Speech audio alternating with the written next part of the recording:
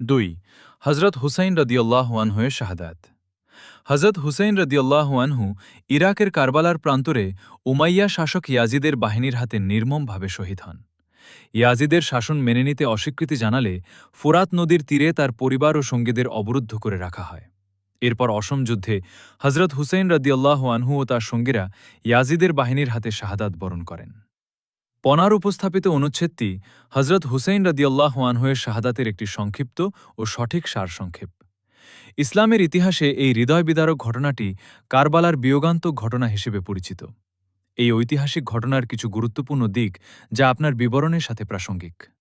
১ অন্যায়ের বিরুদ্ধে আপোষহীনতা।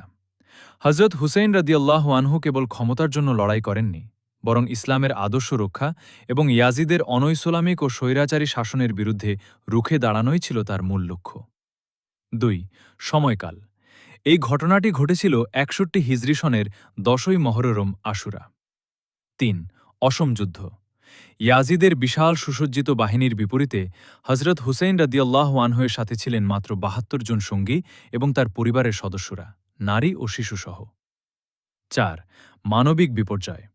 ফোরাত নদীর তীরে হজরত হুসেইন রাদিয়াল্লাহু আনহু ও তার কাফেলাকে অবরুদ্ধ করে পানি বন্ধ করে দেওয়া হয়েছিল, যা ইতিহাসের এক চরম অমানবিক অধ্যায়। ৫ শিক্ষা।